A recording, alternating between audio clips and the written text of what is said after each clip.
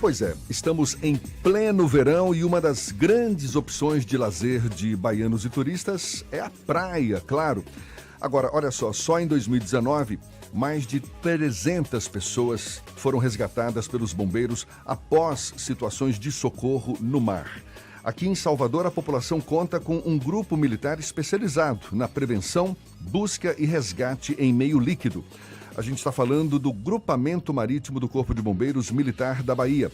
O capitão Luciano Alves, subcomandante do 13º Grupamento Marítimo do Corpo de Bombeiros, é nosso convidado aqui no Isso é Bahia. Seja bem-vindo. Bom dia, capitão.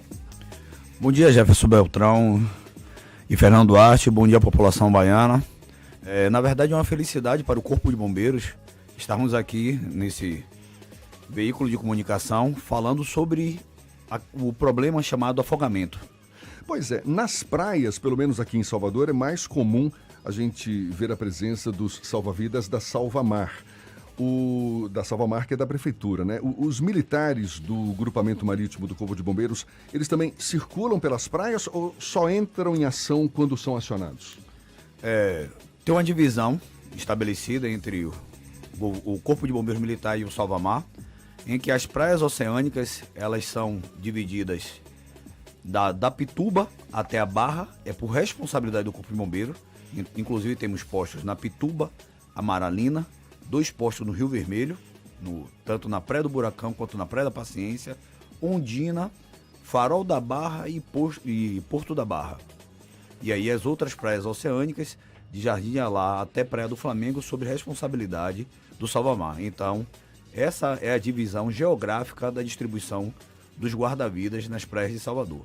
Fora as praias da Península de Itapajipana e do subúrbio, que ficam sob responsabilidade também do Corpo de Bombeiros. Qual é o critério que foi utilizado para fazer essa divisão? Isso é um acordo que existe já há décadas, essa distribuição geográfica. Antes nós ocupávamos também a praia de Itapuã, mas como nós mudamos atualmente para uma nova sede, que fica na Praia de Amaralina, então o posto de Itapuã voltou sob gestão do Salvamar, e aí para que nós pudéssemos concentrar o nosso efetivo nas praias sobre a nossa responsabilidade. Então aí já foi um acordo, existe um acordo entre a gestão pública e municipal, fazendo essa distribuição para que possamos otimizar os efetivos, não haja sobreposição de efetivo. Agora, isso impede uma ação conjunta do Corpo de Bombeiros com a Salvamar, por exemplo? Não. Muito pelo contrário. Agora, no final de 2019, inclusive, tivemos uma ação conjunta muito grande, o Sobrasa Rescue, tivemos uma competição no qual o salvamento aquático é a atividade fim a ser praticada e foi feita em parceria entre o Corpo de Bombeiros e o Salvamar. Na verdade, somos 2 instituições que nós nos damos muito bem, nos relacionamos muito bem e quando é necessário, uma apoiamos a outra. Então, quer dizer que, a exemplo da Salvamar, há militares do Corpo de Bombeiros, desse grupamento marítimo, de plantão nessas praias, da Pituba ao Porto da Barra? Sim. Nas praias oceânicas, ainda temos, que digamos, oceânicas, que eu falo me expressando de uma forma mais objetiva, que elas ficam por mar aberto. Dentro da Baía de Todos Santos já temos postos na Praia de Boa Viagem e na Praia da Ribeira. Mas como são praias mais tranquilas, e aí vai seguindo também para o subúrbio. Quando existem eventos, nós também fazemos coberturas das demais atividades, das demais áreas.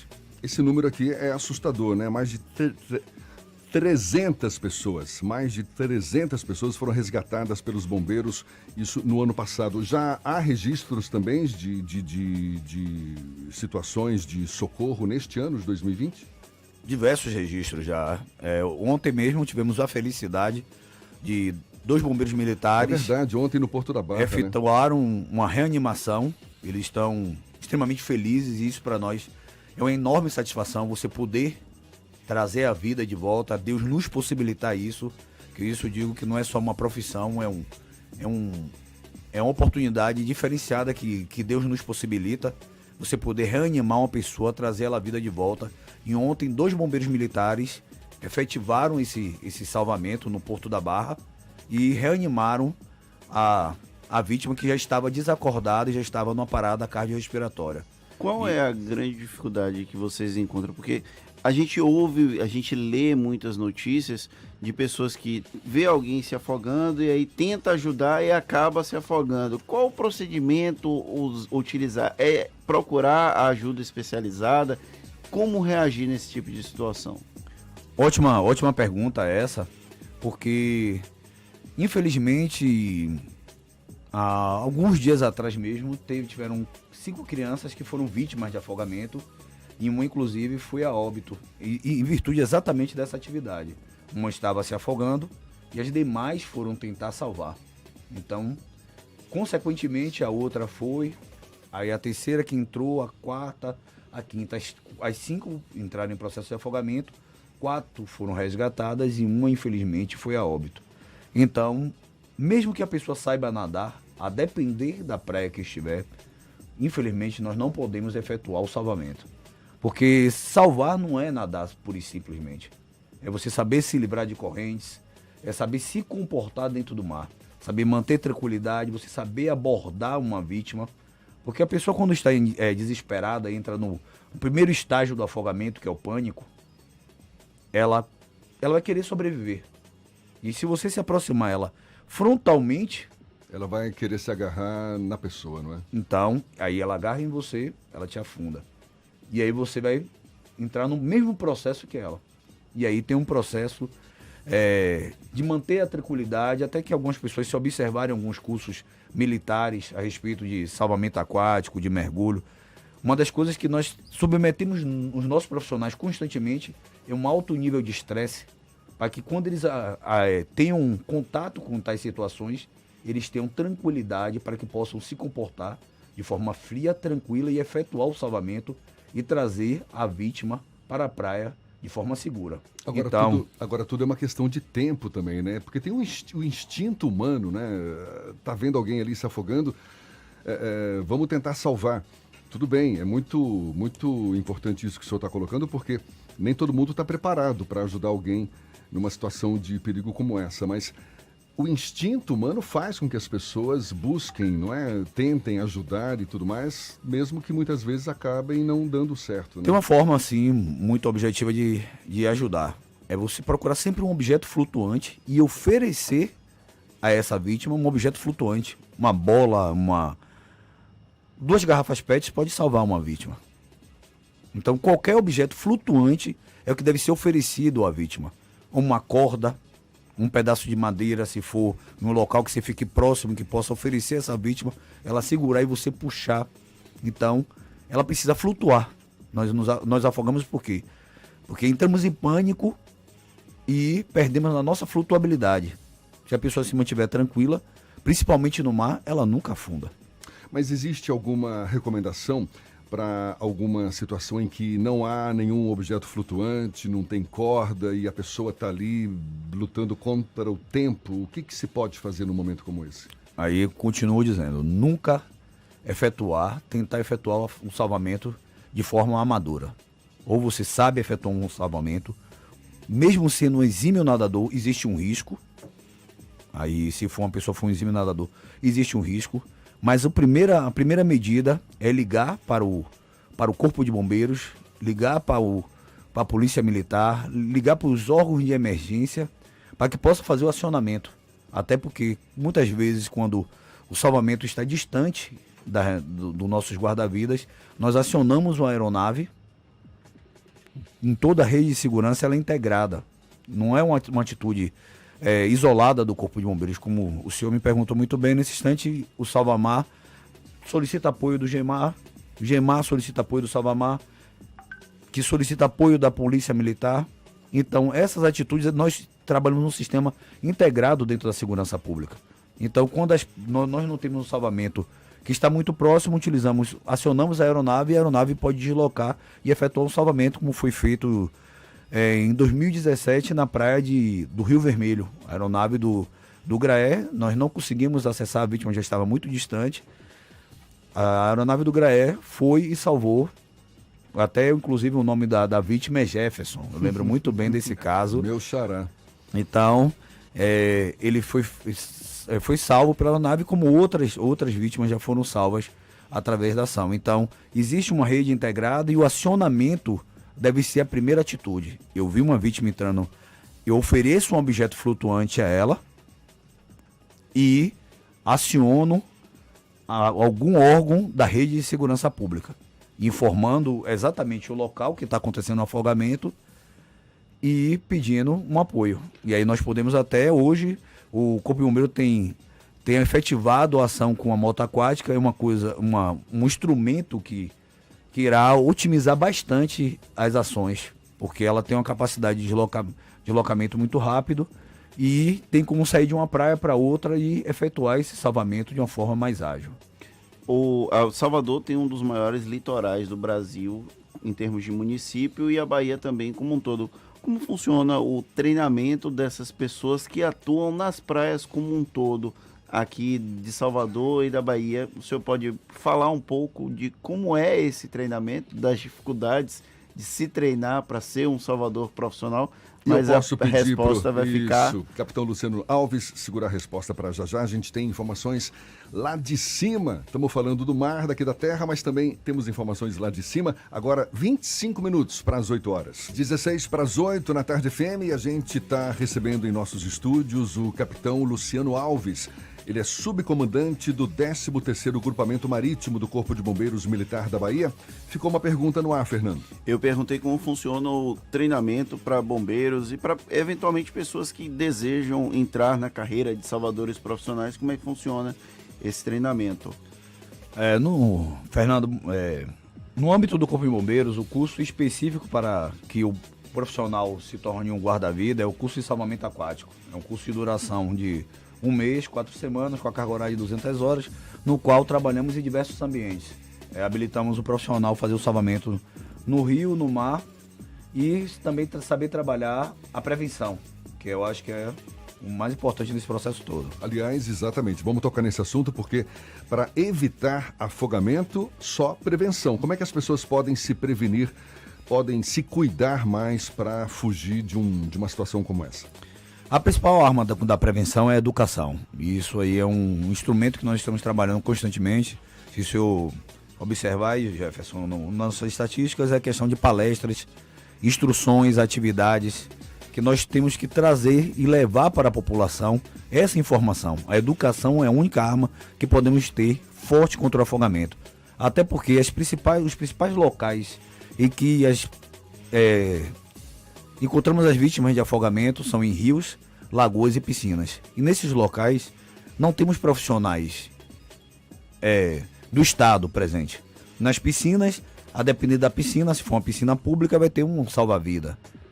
Mas se for nas piscinas domésticas, e aonde a maioria das crianças são vitimadas, só a prevenção, só a atenção, só o sabendo se comportar diante de um afogamento.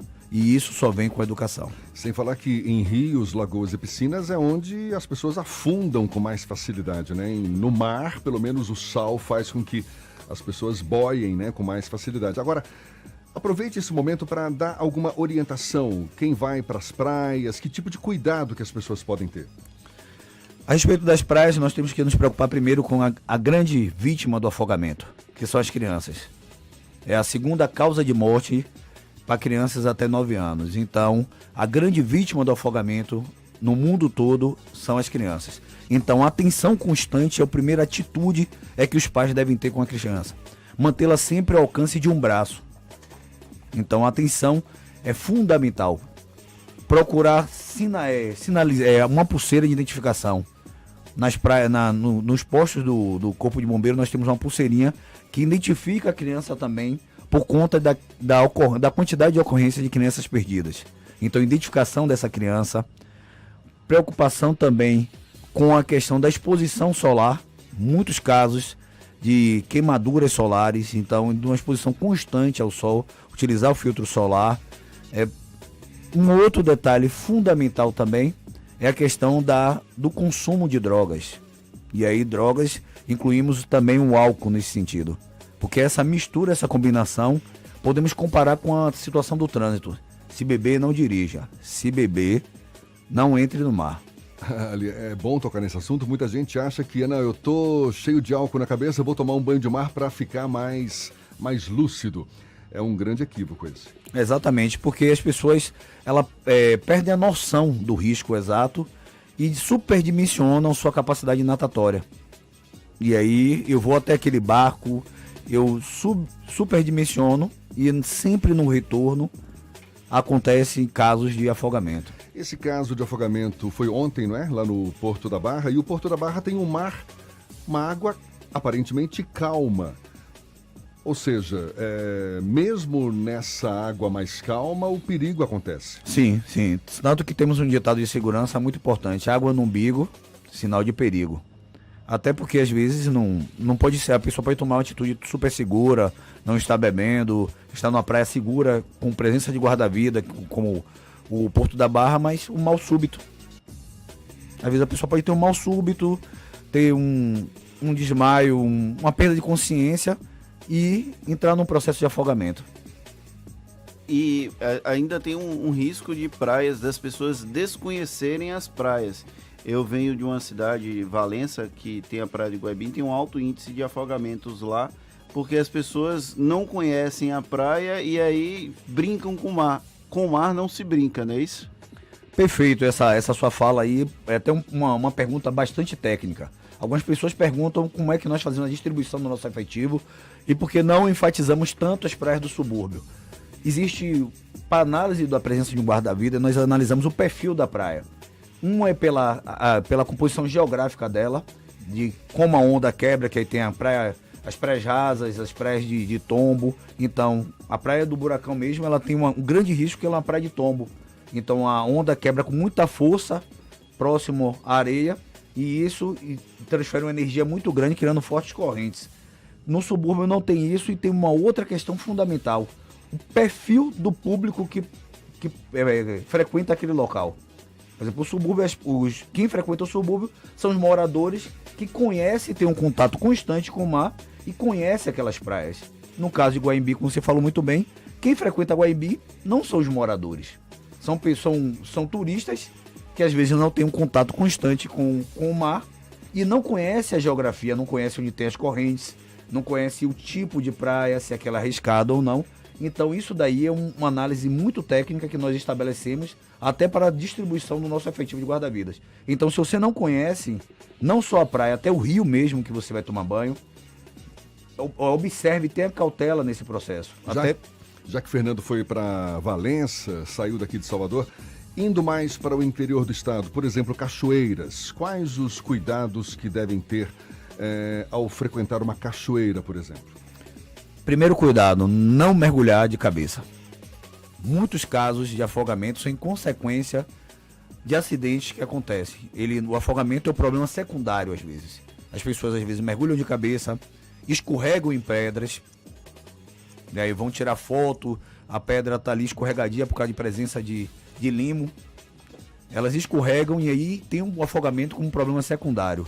E tem uma outra questão que nós temos que atentar, principalmente no verão, é o aumento repentino do fluxo das cachoeiras. Por conta de chuva e na cabeça do rio? Cabeça d'água. Essa semana teve um fenômeno na Minas Gerais que 5 pessoas morreram, 3 pessoas da mesma família morreram. Por causa disso? Por causa de uma cabeça d'água. Tem um bocado de parte do corpo de água que mata a gente, né? Aqui na Bahia é bem comum. Mas teve caso de afogamento o barco que afundou na Lagoa de Sobradinho. Então coisas desse tipo acontecem, né? Na verdade, eu solicito aos senhores que sejamos convidados novamente para um diálogo, um bate-papo aqui, porque o um assunto grande, muito vasto, né? Porque aí fala da questão do afogamento em consequência da utilização de embarcação. Porque aí nós temos trabalhos de segurança em piscina, segurança em rios e lagos, segurança nos mares, segurança na embarcação, que é até uma atitude que tem como prevenir muito isso, é a questão da utilização de colete. Entrou numa embarcação, por mais seguro que você acha que esteja, utilize o colete. É a prevenção mais exata que podemos ter. Capitão, para a gente encerrar, quantos integrantes compõem esse grupamento marítimo do Corpo de Bombeiros e como que as pessoas podem fazer contato com vocês? Tem algum telefone disponível? Enfim. Hoje nós temos 102 bombeiros militares trabalhando especificamente com o salvamento aquático e o mergulho, que é uma outra atividade da especialidade que trabalha o grupamento marítimo. Se o afogamento não for conseguir ser prevenido e não conseguir ser resgatado pelos nossos guarda-vidas, infelizmente o mergulhador terá que entrar em prática para tentar devolver à família aquele ente que foi deixado para trás. E também, às vezes, a busca de objetos perdidos, de objetos de crime. Nós fazemos esse trabalho também com os mergulhadores do Corpo de Bombeiros. E manter contato, nós temos a presença dos guarda-vidas nas praias de Salvador e também estamos sediados em Amaralina, ali na Visconde Itaboraí, a nova sede nossa, em processo de reforma e que dará um serviço significativo para a população baiana. Capitão Luciano Alves, subcomandante do 13º Grupamento Marítimo do Corpo de Bombeiros Militar da Bahia, muito obrigado. Muito bem-vindas essas suas informações. A gente agradece pela disponibilidade. Um bom dia para o senhor. Jefferson e Fernando, na verdade, quem agradece é o Corpo de Bombeiros Militar por nós temos essa oportunidade, temos essa porta aberta de falar com a população, falar dos riscos, porque um projeto mesmo que eu iniciei a escrever é afogamento. Você conhece o problema, saiba como agir. Então, só conhecendo o problema e sabendo como agir que nós vamos tentar evitar que muitas vidas se percam. Tá dado o recado, muito obrigado mais uma vez. Agora, 5 minutos para as 8 na tarde FM.